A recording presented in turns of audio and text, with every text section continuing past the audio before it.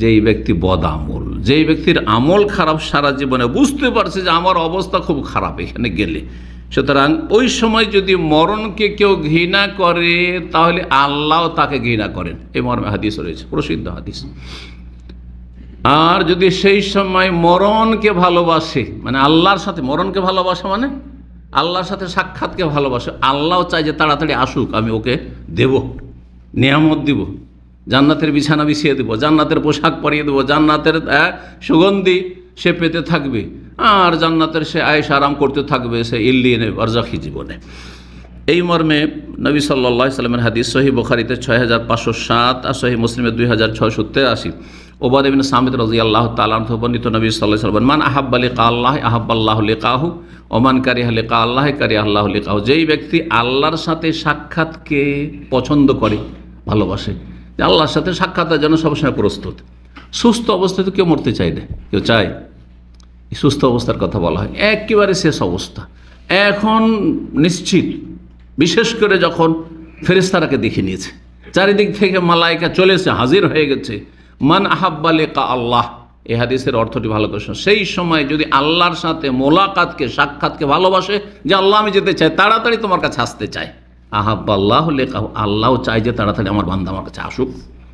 Oman কারিহা লিকা আল্লাহ, যে আল্লাহর সাথে সাক্ষাৎকে ঘৃণা করে, অপছন্দ করে, কারিহা আল্লাহু লিকা, আল্লাহ তাকে দেখতে চাই না, যা দূরে থাক, তুই সামনে আসবি না, তুই কারিহা আল্লাহু লিকাহু। এই হাদিস যখন বললেন রাসূলুল্লাহ সাল্লাল্লাহু আলাইহি ওয়াসাল্লাম, তখন মা আয়েশা রাদিয়াল্লাহু তাআলা আনহা অথবা বর্ণনাকারী বলছেন যে অন্য কোন সহধর্মিণী ছিলেন, বললেন ইন্না লানাকারহুল মউত। যে প্রশ্ন উঠছে, কেউ মরতে চায়? কেউ তো মরতে চায় না, তাই না? সবাই চায় যে সুস্থ থেকে আরও কিছুদিন দুনিয়ায় থাকে। এমনকি ভালো মানুষও সৎ নিয়তে বাঁচতে চায় দুনিয়ায়। খারাপ মানুষ তো ইয়াওয়াদ্দু আহাদুহুম লাউ ইউআম্মারু আলফা সানা। আল্লাহ কোরআনে বলছেন যে কাফের, মুশরিক, বেদিন, পেট পূজারী, ইয়াওয়াদ্দু আহাদুহুম, তারা পছন্দ করে, লাউ ইউআম্মারু আলফা সানা, যদি 1000 বছর তারা বাঁচত, 1000 বছর বাঁচা যদি সম্ভব হইতো। মুমিন মুসলিম জানছে যে 1000 বছর বাঁচলে মানুষের মতো বাঁচতে পারবো না, বরং 100 হইলে অবস্থা খারাপ হয়ে যাবে। কিন্তু 70, 80, 70, 80, 90 পর্যন্ত অনেকে সুস্থ থাকতে পারে। আল্লাহ সুস্থ থেকে তোমার ইবাদত করে বেশি বেশি নেকি নিয়ে আখিরাতের সম্বল নিয়ে যাতে আসতে পারি, তো মন্দ তো নিয়তটা না, তাই না? তো এইরকম জায়েজ আছে। কিন্তু যদি মনে করেন না না না আমি 100-150 বছর বাঁচি, তাহলেও জানতে হবে যে আপনার মধ্যে এখানে কি আছে। এখানে কি দুনিয়ার ভোগবিলাস, এত সুন্দর বাড়ি আর গাড়ি আর নারী আর ছেলে মেয়ে আর নাতি নাতিন, এসব ছেড়ে যাব দুনিয়া লালসাদ? তার মানে আপনার আখেরাতে বিশ্বাস নেই, আখেরাতের নিয়ামত সম্পর্কে আপনি উদাসীন। সেই জন্য এই দুনিয়ায় কে মনে করছেন যে আপনার টার্গেট, লক্ষ্য, উদ্দেশ্য। তাহলে কেন বাঁচতে চাইবেন এত বেশি? আর জালিল ওমর, যেটা নিষ্ক্রিয় আয়ু বলা হয়েছে, এর থেকে আশ্রয় চাওয়ার দোয়া শিখেছে নবী কারীম সাল্লাল্লাহু আলাইহি ওয়াসাল্লাম, নাউযু বিকা আন ওরাদ্দা ইলা আরযাল ওমর বা ওয়াউযু বিকা আন ওরাদ্দা ইলা আরযাল ওমর। আল্লাহ তোমার কাছে আশ্রয় গ্রহণ করছি যাতে করে নিষ্ক্রিয় আয়ুতে না পৌঁছে যায়, এমন আয়ুতে না পৌঁছায় যেখানে গিয়ে নিষ্ক্রিয় হয়ে গেলাম, অচল, বিছানায় পেশাব পায়খানা, বিছানা ধরে থাকতে হচ্ছে। আগে কেউ যদি উঠিয়ে না নিয়ে যদি উঠতে পারবো না, বসতে পারবো না, বাথরুমে একাই যেতে পারি না, এই বাঁচার তো কোনো সার্থকতা নেই। এই জন্য একজন মুমিন সুস্থ অবস্থায় যতদিন পারবে আল্লাহ রাব্বুল আলামিনের ইবাদত বন্দেগীতে সক্রিয় থাকবে এবং অল্প সময়ে বরকত নিয়ে আসার জন্য চেষ্টা করবে। জি, মা আয়েশা রাদিয়াল্লাহু তাআলা আনহা বলছেন যে ইয়া রাসূলুল্লাহ, সবাই তো ইন্না লানাকারহুল মউত, আমরা তো কেউ মরতে চাই না, সবাই তো মওতকে ঘৃণা করি। লাইসা যাকে, এটা আসলে উদ্দেশ্য নয়। উদ্দেশ্য ওয়ালাকিন্নাল মুমিন ইযা হাযারাহুল মউত, মুমিন ব্যক্তির যখন মওতের সময় ঘনিয়ে আসে আর মালাকুল মউত চলে এসেছে, বুশশিরা বিরিজওয়ানিল্লাহ ওয়া কারামাতি, আল্লাহর সন্তুষ্টি, আল্লাহর পক্ষ থেকে তার জন্য যে সম্মানের জায়গা রয়েছে, সম্মানের স্থান রয়েছে, সেসব সুসংবাদ যখন ফেরেশতারা এসে তাকে শুনিয়ে দেয়, ফালাইসা শাইউন আহাব্বা ইলাইহি আমামাহু, তখন এর চাইতে বেশি প্রিয় আর কিছু থাকে না। তখন কি স্ত্রী, ছেলে, মেয়ে, দুনিয়া কিচ্ছু দরকার না, আমি ওই জান্নাত যেতে চাই। যখন জান্নাতের দৃশ্য দেখতে পায়, আল্লাহ সন্তুষ্টির কথা বলা হয়, আহলান সাহলান করা হয় মুমিন ব্যক্তিকে, ফাহাব্বা লিকা আল্লাহ, তখন আল্লাহর সাথে সাক্ষাৎকে ভালোবাসে। আল্লাহ তখন তাকে চান যে তাড়াতাড়ি করে আমার বান্দা আসুক। ওয়াইনাল কাফিরা, আর কাফের, মুশরিক, বেদিন, পেট পূজারি, ইজা হোদেরা, যখন তার মৃত্যুর সময় ঘনিয়ে আসে, বুশশিরা বিআযাবিল্লাহ, আল্লাহর আযাবের তাকে সুসংবাদ দেওয়া হয়। আযাবের আবার সুসংবাদ হয় নাকি? বুশরা মানে তো সুসংবাদ, এটা ওই রকমই, এটাতে আরও বেশি অলংকার আছে। যেমন আমাদের বাচ্চারা দুষ্টামি করলে, আয় তোকে মজা দেখাবো, হ্যাঁ মজা চা খাবো, বলেন না? এটা মজা নাকি? লাঠির মায়ের দিবেন আমাদের মজা। তো এই ভাষাতে যেমন অলংকার আছে, তেমনি আযাবের সুসংবাদ পাপীদের জন্য এতেও অলংকার রয়েছে। আর কোরআনে সবচেয়ে বেশি অলংকার রয়েছে। আল্লাহর আযাবের সুসংবাদ দেওয়া হয়, ওকুবাত, আল্লাহর শাস্তির, ফালাইসা শাইউন আকরাহা ইলিম্মা আমামাহ, তখন সামনে যা দেখছে অন্ধকার অন্ধকার, আযাব আযাব, তখন এর চাইতে ঘৃণিত আর কিছু থাকে না এই কাফের পাপীর কাছে, নাস্তিকের কাছে, বেদিনের কাছে, মুশরিকের কাছে। তখন ফাক্কারিহা লিকা আল্লাহি, আল্লাহর সাথে সাক্ষাৎকে অপছন্দ করে, আমি যেতে চাই না, আমি যেতে চাই না। কারিহা আল্লাহু লিকাহু, তখন আল্লাহও চাই না যে সে আসুক। 8 নম্বর, আর এটি হচ্ছে সর্বশেষ লক্ষণ আজকের আলোচনায় খারাপ মরণের। তা হচ্ছে মরণের পরে যদি দেখা যায় যে লোকটির গ্রামবাসী, এলাকাবাসী, এলাকার ভালো মানুষরা শুধু বদনামি করছে, কেউ বলে না যে ভালো মানুষ। যারা ভালো মানুষ তারা তাকে কি বলছে? খারাপ বলছে। ভালো মানুষ কেন? কারণ ভালো মানুষের সার্টিফিকেট গ্রহণযোগ্য। দুনিয়াতেও আপনি আদালতে সাক্ষী দিতে গেলে ভালো মানুষের সাক্ষী গ্রহণযোগ্য, ফাসেকের সাক্ষী গ্রহণযোগ্য নয়। আর যদি সে কাফের হয়, মুশরিক হয়, ফাসেকেরই যখন চলবে না, যে মিথ্যা বলে তার সাক্ষী অচল, যে মিথ্যা কথা বলে অহরহ তার সাক্ষী অচল, যে ব্যক্তি বেনামাজি তার সাক্ষী আদালত অচল। এটা সৌদি আরবে আছে। সৌদি আরবে দীর্ঘ 15 বছর আমি নিয়মিত প্রতি সপ্তাহে প্রায় দিনে আমি মাহকামা কোর্টে গেছি। এখন বয়সের সাথে সাথে ওগুলো থেকে নিজেকে গুটিয়ে নিয়েছি, আর যাই না। ডাকলেও এখন যথাসাধ্য এড়িয়ে চলার চেষ্টা করি, আরেকজনকে কাউকে দিয়ে চালিয়ে দিই। তো সেখানে গিয়ে দেখেছি সাক্ষীগুলো এসছে সাক্ষী দেওয়ার জন্য, পক্ষে বিপক্ষে। ওই সাক্ষীর সত্যায়নের জন্য আর 2টো সাক্ষী লাগে। একজন সাক্ষীর সত্যায়নের জন্য আর 2জন সাক্ষী লাগে, মুজাক্কি ওদেরকে বলা হয়। মানে এদের তাজকিয়া করুক, সত্যায়ন করুক যে এরা নামাজি, এরা ভালো মানুষ, মিথ্যা কথা বলে না, এরা জুলম অত্যাচার করে না, ফাসিক বেদিন তো নয়, এইরকম আর কি। তো দুনিয়াতে যখন এই শর্ত, তো একজন লোক আখেরাতে পাড়ি দিচ্ছে, তার জন্য সাক্ষী দেওয়ার জন্য যোগ্যতা তো লাগবে, হ্যাঁ। সুতরাং আপনি সহি আকীদার, আপনার গ্রামে কোরআন সুন্নাহর অনুসারী, আর গোটা গ্রাম হচ্ছে মাজারপন্থী, বেদাতি, সবাই যদি বলে ভালো হয়েছে লোকটা গেছে, তো এ ফিতনা ছিল আমাদের গ্রামে, বলবে না? বলবে না? তোর সার্টিফিকেট চলবে? চলবে না, মোটেই চলবে না। আমি যাদের ভুল ধরে ধরে সংশোধন করেছি তারা কি আমাকে ভালোবাসে? তা আমি দুনিয়া থেকে গেলে এই দুশ্মনগুলি তো হাসবে, বা এই দুশ্মনগুলি তো বদনাম করবে, তো এতে আমার যায় আসে? এদের সার্টিফিকেট চল আল্লাহর কাছে, কারণ আল্লাহর কাছে এরা আদেল নয়, এরা হচ্ছে ফাসিক। হ্যাঁ, উলাইকুমুল ফাসিকুন ফালা তাকবালু লাহুম শাহাদাতান আবাদা, আল্লাহ সূরা নূরে বলছে এদের সাক্ষী কখনো গ্রহণ করবে না। তাহলে দুনিয়াতেই যখন সাক্ষী চলছে না, আপনাকে আপনার গ্রামের এলাকার যারা চেনে ভালো মানুষরা যদি বলে ভালো, তাহলে জানতে হবে ভালো মানুষ। আর যদি ভালো মানুষরা বলে যে খারাপ, লোকটি গেছে ভালো, সুদখোর ছিল, জালেম ছিল, এই অফিসার এত বড় বেঈমান জালেম, ওর ঘুষখোর ছিল যে একটা কাজ বিনা ঘুষে করে দিত না, এই যে লোক মারা গেছে না, এ ভালো হয়েছে, আমরা শান্তি পেয়েছি। নবী সাল্লাল্লাহু আলাইহি ওয়াসাল্লাম বলছে মুস্তারিহুন মুস্তারাহুম মিনহু, মানুষ যখন মারা যায় হয় নিজে আরাম পায়, নাহলে ওর অনিষ্ট থেকে বাকিরা আরাম পায়। বুঝতে পেরেছেন কথা? এলাকাবাসী, দেশবাসী আরাম পেল। তো যদি খারাপ কেউ আলোচনা করে মারা যাওয়ার পরে, তাহলে জানতে হবে যে এর মরণটি হচ্ছে খারাপ মরণ, লক্ষণ খারাপ। সহিহ বুখারী 1367, সহিহ মুসলিম 949। আনাস বিন মালিক রাদিয়াল্লাহু তাআলা বর্ণিত বলছেন যে মাররু বে জানাজাতিন, লোকেরা একটি জানাজা নিয়ে অতিক্রম করলো, ফাসনাউ আলাইহি খাইরান, তখন লোকেরা আশেপাশে যারা দেখছিল সবাই প্রশংসা করল, লোকটা খুব ভালো মানুষ ছিল, এই লোক খুব ভালো মানুষ ছিল। নবী সাল্লাল্লাহু আলাইহি ওয়াসাল্লাম বলে ওয়াজাবাত, ফরজ হয়ে গেল। কি হয়ে গেল? ফরজ হয়ে গেল, মানে ওয়াজাবাতিল জান্নাহ, সুম্মা মাররু বিউখরা, আর একটা জানাজা একটু পরে আরেকটা জানাজা যাচ্ছে। ফাসনা আলাইহি শাররান, তখন লোকেরা তার দুর্নাম করলো, খুব খারাপ ছিল, এই খারাপ ছিল, খারাপ ছিল। ফাকালা, বলেন নবী একই কথা, ওয়াজাবাত, ফরজ হয়ে গেল। কি বললেন? ওয়াজাবাত, ওয়াজিব, ফরজ হয়ে গেল। ফাকালা ওমর ইবনে খাত্তাব রাদিয়াল্লাহু তাআলা, ওমর ইবনে খাত্তাব রাদিয়াল্লাহু তাআলা বলছেন যে মা ওয়াজাবাত ইয়া রাসূলুল্লাহ, ইয়া আল্লাহর রাসূল। দুইবারই বলেন ওয়াজাবাত। ভালো লোক গেল তবু বললেন ওয়াজিব হয়ে গেল, ফরজ হয়ে গেল। খারাপ গেল তবু বলেন ফরজ হয়ে গেল। কি ফরজ হয়ে গেল? কালা, নবী সাল্লাল্লাহু আলাইহি ওয়াসাল্লাম বললেন হাযা আসনাইতুম আলাইহি খাইরান, এই লোকে তোমরা ভালো গুণগান করলে ফাওয়াজাবাত লাহুল জান্নাহ, জান্নাত তার জন্য অবধারিত হয়ে গেল। ওয়াহাযা আসনাইতুম আলাইহি শাররান, এর তোমরা দুর্নাম করলে, খারাপ দোষ ত্রুটি চর্চা করলে ফাওয়াজাবাত লাহুন নার, তোমরা হচ্ছ যোগ্য সাক্ষী, সুতরাং তার জন্য জাহান্নাম কি হয়ে গেছে? অবধারিত হয়ে গেছে। আনতুম শুহাদাউল্লাহি ফিল আরদি, তোমরা ভূপৃষ্ঠে আল্লাহর জমিনে আল্লাহর সাক্ষী, আল্লাহর সাক্ষী। এই ছিল আলোচনা। এখন আরেকটা দিক বাকি আছে, সেটা হচ্ছে কি বলেছি শুরুতে, খারাপ মরণের লক্ষণ বলবো আর কারণগুলি সংক্ষেপে শোনাব। কারণগুলি 7টি বর্ণনা করব, 8টি বর্ণনা করলাম লক্ষণ, 7টি হচ্ছে কারণ। 1 নম্বর হচ্ছে আকীদা যদি ভ্রান্ত হয়, ধর্মীয় বিশ্বাস হচ্ছে ভ্রান্ত বিশ্বাস। আল্লাহ সম্পর্কে শিরকি আকীদা, আল্লাহ বড় বড় ওলি আউলিয়া গৌস কুতুবকে তার শরীক করেছেন, তার কাজগুলি ভাগ বন্টন করে দিয়েছেন।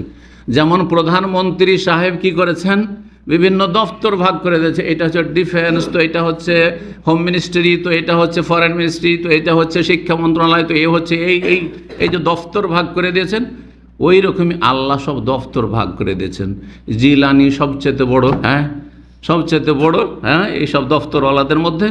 আর তারপরে চিস্তি, তার শাহজালাল, শাহপুরান, অমুক তমুক, নিজামুদ্দিন আউলিয়া, আর অমুক তমুক, বাইজিদ বোস্তামি ইত্যাদি ইত্যাদি, যারা এইসব আকীদা রাখে। জি, তো ফাসাদুল আকীদা, এইরকম ফাসাদুল আকীদা, আকীদা খারাপের আরেকটি দিক হচ্ছে যে আল্লাহ নেই, নাস্তিক।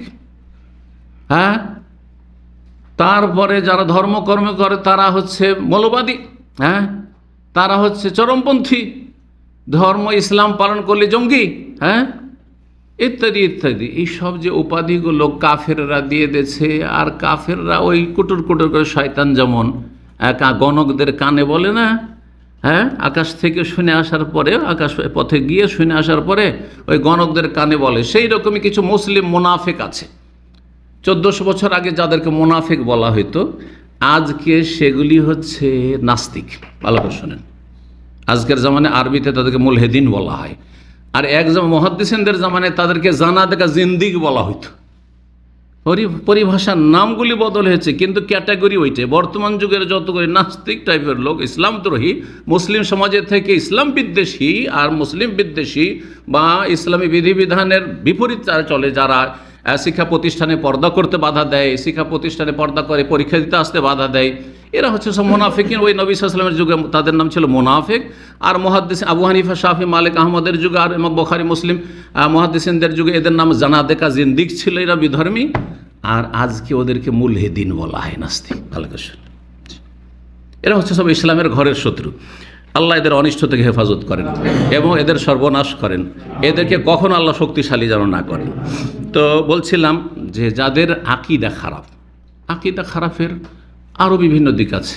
তার একটা দিক হচ্ছে আল্লাহ কোথায়? আকাশে, আরশের ওপর। কিন্তু আমাদের দেশে একদল বলছে, তাদেরই দল ভারী, আল্লাহ সর্বত্র বিরাজমান, সব কিছুতে বিরাজমান। আর এক দল বলছে যে মুমিনের কলবে কলবে আল্লাহ। আর এক দল বলছে যে এই প্রশ্ন করাই যাবে না, এ প্রশ্ন করাই যাবে না। আমাদের এক ছাত্র ভাই ছিল, অনেক বছর আগে দেশে গেছে, দেওয়ার পরে ও মনে করছে সহি আকীদা শিখে এসেছি, দেখি গ্রামের লোক একটু পরীক্ষা করি। তখন গ্রামের ওই হুজুর মোল্লা কে ছিল মসজিদের, ওকে বলছে যে হুজুর ওই আল্লাহ কোথায়? বলছে যে নাউজুবিল্লাহ নাউজুবিল্লাহ, তুমি কলমা পড়ো, কলমা পড়ো, তোমার ইসলাম গেছে। মানে এই যে প্রশ্ন করেছে, ওতে ইসলাম শেষ। অথচ নবী সাল্লাল্লাহু আলাইহি সাল্লাম এক মহিলাকে, দাসীকে পরীক্ষা করেছেন, সহিহ মুসলিম, আইন আল্লাহ, আল্লাহ কোথায়? ইসলাম গেছে, ইসলাম গেছে। নবী নাউজুবিল্লাহ, না জি, এ হচ্ছে ইসলাম আমাদের দেশের। তো এগুলো হচ্ছে কি? আকীদার বরবাদি। যার আকীদা নষ্ট, ধর্মীয় বিশ্বাসই তার গড়বড়, এইখানেই ঝামেলা আছে। আকিদায় যার ঝামেলা আছে তার আমল দিয়ে কোনো কিছু হবে না, তাহাজ্জুদ দিয়ে কিছু কাজ হবে না, ফরজ নফল দিকে লা ইয়াকবারুল্লাহু মিনহু সারফান ওয়ালা আদলা, ফরজ নফল কিছুই কবুল হবে না তার ভালো করে শোনেন। আকিদা হচ্ছে কিবলার মতো, আমি সারা রাত যদি তাহাজ্জুদ পড়ি কিবলা হচ্ছে এইদিকে, আর এইদিকে মুখ করে এইদিকে মুখ করে, এক রাকাতও কবুল হবে না, ঠিক না? ঠিক ওই রকম আকিদার বিষয়, ভালো করে শোনেন। এই জন্য সবচেয়ে বড় খারাপ মরণের কি বলছিলাম, কারণ হচ্ছে যার আকিদা খারাপ তার মরণ খারাপ, যার আকিদা খারাপ তার মরণ খারাপ, এটি হচ্ছে তার কারণ। কেন খারাপ অবস্থায় মারা গেল? কারণ সে মুশরিক, কারণ সে বেদিন, কারণ সে ভ্রান্ত আকিদা বিশ্বাসী, ঈমান নষ্ট করে আকিদা রাখে। আল্লাহ সর্বত্রই, ঈমান নষ্ট হয়ে যাবে। আল্লাহ কলবে কলবে যত কল্লা তত আল্লাহ, ঈমান নষ্ট হয়ে যাবে। এই প্রশ্নই করা যাবে না, কিচ্ছু বলা যাবে না। আল্লাহর জন্য দিক বলাই যাবে না, যে এই দিক বলে দিলে তুমি কুফরি কাজ করে দিলে, তাহলে নিজের ঈমান নষ্ট তাদের। আল্লাহ হেফাজত করুন। অথচ আল্লাহ বলছে আমিনতুম মান ফিস সামায়, তোমরা কি নির্ভীক সেই সত্তা থেকে যিনি ফিস সামায়, সামা মানে তো দিক হয়ে গেল। কিন্তু বিদাতি আকিদাতে কি পড়ানো হয়েছে, যে তাআলা আনিল জিসমে ওয়াল জিহাদ, আল্লাহর জন্য দিক নির্ণয় করা যাবে না, বলা যাবে না যে এই দিকে, সর্বত্র চারিদিকে সব কিছুতে। আউযু বিল্লাহি মিনাশ শাইতানির রাজিম। এইসব কথাগুলি আমাদেরকে মাদ্রাসাতে ভ্রান্ত আকিদা পড়ানো হয়েছে, এখনও মাদ্রাসাতে পড়ানো হয়। এটি কোনো একটি কিতাবের সিলেবাসের একটি উদ্ধৃতি আমি আলোচনা করলাম। যেই কিতাবগুলি আমাদের মান্তিক, ফালসাফা, হিকমত আর গ্রিক দর্শন, এসব একালে মাদ্রাসায় পড়ানো, এখনও মাদ্রাসাতে পড়ানো হয় কিতাবগুলি। যাক, সেদিকে যাচ্ছে না, কারণ সেসব কিতাব আপনাদের প্রয়োজনও নাই। আর আলেমরা জানে সেসব কিতাব এবং পড়ে, আর অনেকে বিশ্বাসও রাখে। আল্লাহ হেফাজত করুন। 2 নম্বর কারণ খারাপ মৃত্যুর, সেটা হচ্ছে গুনাহের ওপর অনড় থাকা, পাপে লেগে থাকা, পাপ থেকে ফিরে আসছেন না, পাপের উপর পাপ করতে আছে, গুনার উপর গুনাহ করতে আছে, গুনার উপর গুনাহ করতে আছে, গুনাহ বাড়তে আছে, কমছে না, তওবা করছে না, ফিরে আসছে না, সংশোধন করছে না। এটি হচ্ছে খারাপ মরণের দ্বিতীয় কারণ। তৃতীয় কারণ হচ্ছে হয়তো সবসময় গুনাহ করে না, কিন্তু কাবিরা গুনাহ করলো, আর তারপরে মারা গেল। খারাপ লক্ষণের কারণ, খারাপ মরণের কারণ আপনার পাপের কুফল হচ্ছে যে ভালো অবস্থায় আপনি মরতে পেলেন না, ভালো অবস্থায় আপনার মরণ হইল না। 4 নম্বর কারণ হচ্ছে দুনিয়ামুখী হয়ে যাওয়া, দুনিয়াকে কামড়িয়ে ধরে নেওয়া, আর দুনিয়াকে অন্তরে জায়গা দিয়ে দেওয়া। এই জন্য একটি দোয়া, যদি এটি দোয়ায় মাসুরা নয়, কিন্তু দোয়াটি খুব গুরুত্বপূর্ণ। আর এখানে এই যে কুনুতগুলি করা হয় রমজান মাসের ভেতরে, তাতে পড়া হয়। ভাইয়ের বাড়ি শরীফা নাইমা হারাম করে এই দোয়াটি পড়েন, এই দোয়াটি করবেন। আল্লাহুম্মা জাআলি দুনিয়া ফি আইদিনা, আল্লাহ দুনিয়া আমাদের হাতের মুঠে দাও। ওয়ালা তাজআলহা ফি কুলুবিনা, আল্লাহ আমাদের কলবে এখানে দিও না। কারণ দুনিয়ার আসক্তি যদি এখানে চলে আসে, তাহলে পয়সার মায়াতে আপনি কত রকমের যে হারাম করে দেবেন, হারাম খেতে থাকবেন, ফরজ আদায় করবেন না, জাকাত দেবেন না, বাপ মাকে দেবেন না, ভাই বোনকে দেবেন না, গরিব দরিদ্রকে দেবেন না, দান খায়রাত করবেন না, দিনের খেদমতে খরচ করবেন না, কারণ পয়সা এখানেই স্থান পেয়ে গেছে। কিন্তু হাতের মুঠে যখন থাকবে, ছিটাবেন আপনি যেদিকে ইচ্ছে, যেখানে ইচ্ছে সেখানে ছিটাবেন। আল্লাহ সন্তুষ্টির কাছে যেখানে ইচ্ছা, মানে এই না যে পাপের কাজে ছিটাবেন, আর যেখানে ইচ্ছা মানে এই না যে আপনি ছেলে মেয়ে নিয়ে তো মাসে আপনি লাখ লাখ টাকা খরচ করছেন, আর দান করার সময় নেন তাহলে 10 রিয়াল নেন। হ্যাঁ, না, এটা নয়। আপনি আল্লাহ সন্তুষ্টির কাজে ডানে বামে খরচ করবেন।